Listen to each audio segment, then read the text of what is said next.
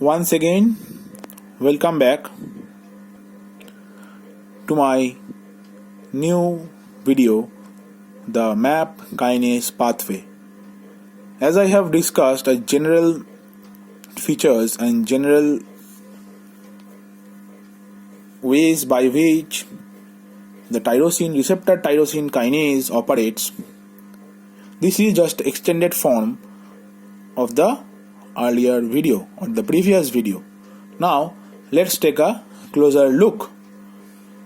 If you like this video, please kindly hit the like button, subscribe and hit the bell icon, press the bell icon for staying updated. Please share with your friends if you like the video. Okay, now let's get into the video. Just as I have explained earlier, this is a receptor tyrosine kinase which have already bound a ligand or a signaling molecule, and cross phosphorylation has occurred over here and here. Cross phosphorylations has occurred in the tyrosine residues present in these transmembrane protein receptors. Now, upon phosphorylation, as I have already mentioned in my previous video, that these phosphorylated tyrosine residue serves as docking site for an adapter protein bearing an SH2 domain. So, a adapter protein GRB2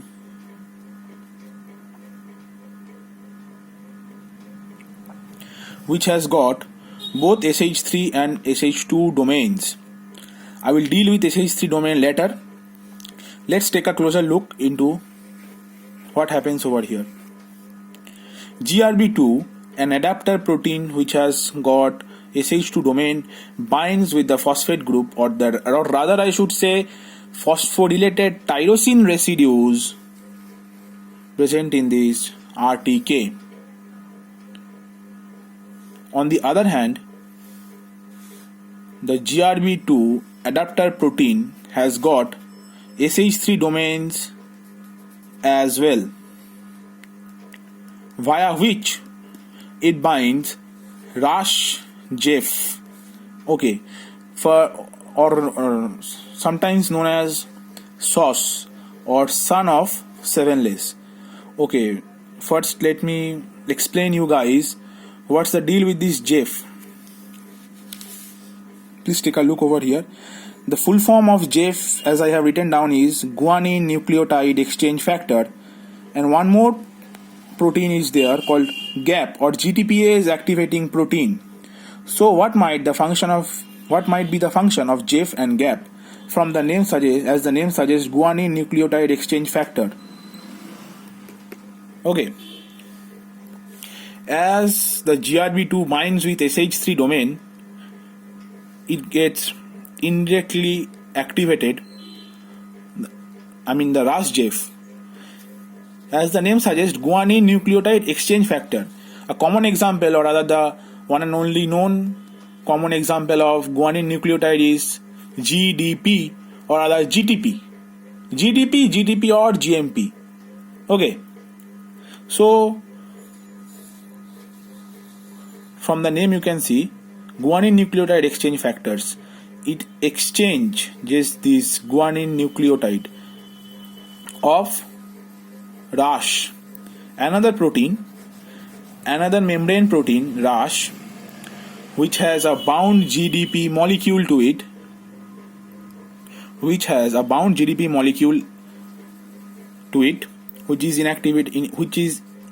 inactivated or is present as inactivated form. The RAS-JEF goes and exchanges this GDP molecule with a GTP molecule, rendering it active. RAS is getting active, as you can see. I will come to this gap later. Now, this active RAS phosphorylates, as I have already said. Phosphorylation in cell signaling means activation of a particular protein. Now, this RAF, also known as MAP kinase, is usually present in inactive form, which upon phosphorylation, rather activation by RAS, active RAS gets activated. See, you can see the phosphate molecule bound over here and gets activated, which in turn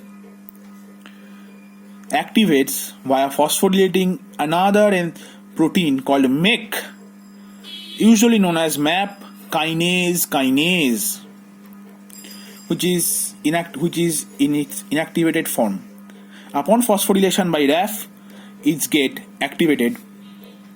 You can see the phosphate group over here, bound over here, and it gets activated, which in turn phosphorylates and activates another and the most vital and the most important protein in MAP kinase pathway. What might it be? Yes, it's ERK, E-R-K, or the MAP kinase. Okay, which is in inactivated form. MEK activates ERK via phosphorylation.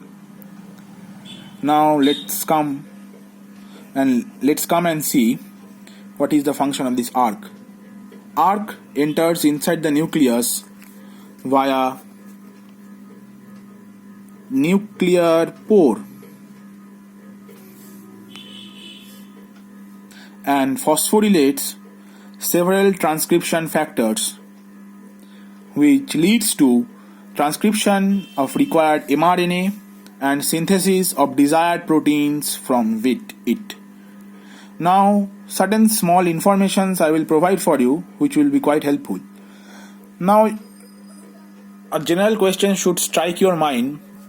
So, I have already started the signaling pathway. Now, how to terminate the signal? Yes, this is where the gap or GTPase activating proteins come into play. When it's time to terminate the signal, RAS-JEF gets detached from the GRB2. RAS-JEF gets detached and another protein known as RAS-GAP or RAS-GTPase activating protein. From the name you can well understand GTPase activating protein. That means activation of GTPase. GTPase is type of enzyme which hydrolyzes GTP and forms GDP. RAS-GAP protein hydrolyzes the bound GTP of the RAS, thus rendering it inactive and terminating the whole signaling pathway. And one more general information is SOS or son of sevenless. So why do we call it son of sevenless?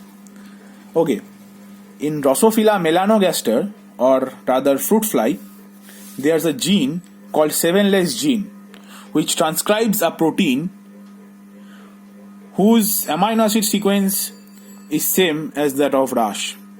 Rather, I should say some of the first amino acid residues are quite similar to those of the protein transcribed from the sevenless gene present in fruit fly.